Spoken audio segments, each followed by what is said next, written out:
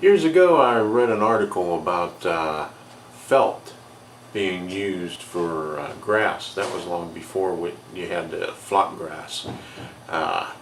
There was modeling a washout area where the grass was overlaying an area of dirt that you could see along a stream or along a swampy area. They took an old suede brush and toughed it up a little bit to make it look like grass hanging over the edge of the scenery. So I took that idea and changed it around a little bit, and I'm using felt on areas where I don't want to use plaster of Paris or hydrocal to cover up over top of other scenery, like on stone walls and stuff. And I'll show you what I have here. This is an area right here where I use the felt. I mean, you really can't tell where the plaster of Paris ends and the felt starts. I use the felt on the edge of the scenery where I have the stone walls and the tunnel porter. Okay, it comes all the way down to here. Eye ring on there.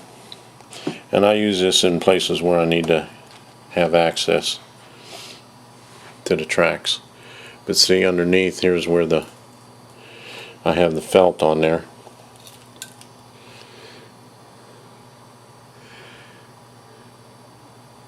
And I attach it with the tape. Sometimes I glue it on, but since I found the transfer tape, I've been using that a lot for attaching things. I used it here, and there's another spot up here where I used it. Okay, there's still right in here is a lift out. I have a access area right here.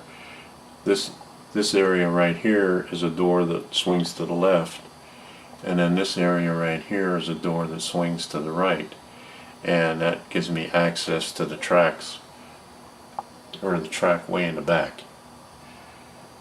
Okay, and I've used the felt along this wall. If I would have used plaster on there, or plaster of Paris or hydrocal, it would have seeped down onto the rocks. But I just used the felt there and then covered it with the textures. It's easy to work with, and you could apply your scenery in the same methods, using the glue or hairspray or however you want to use it. The way I use it is I wet it down a little bit. I spray it with alcohol. I use an old a bottle of hairspray. This is the kind I use, and the reason I use it is because other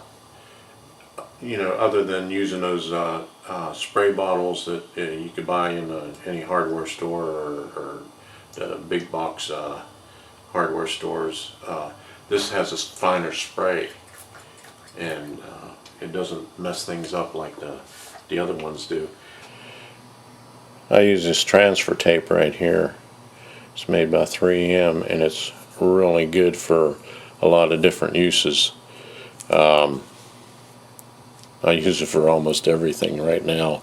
I mean, I don't know what I did without it years ago, but here's another tip right here.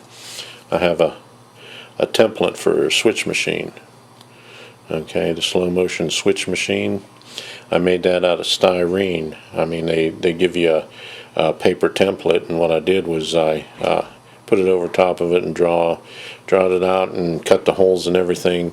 And what I do is I put the transfer tape on the back of it, and that gives me a chance to attach it underneath the layout, and I could drill my holes.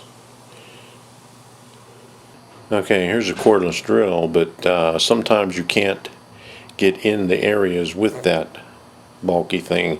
I have a smaller one that's not as powerful, but I use the original cordless drill right here. This has worked for me for many, many years. I mean, I've had this, so I can't even remember when I got it, but it was a long, long time ago. I know I don't even want to mention, how many years. You could pick up the felt at any arts and crafts store. They have it at Michael's and Joann's and AC Moore, or that's about all they have around in this area. But as you can see, it doesn't do too bad of a job on the scenery, and it looks pretty good. I have a little piece of styrene that I cut that I'm putting over top of the cracks that you see there, because that's where the edge of the access door is. That's about it for right now. I'll be coming back on soon with more tips and tricks. So, see ya.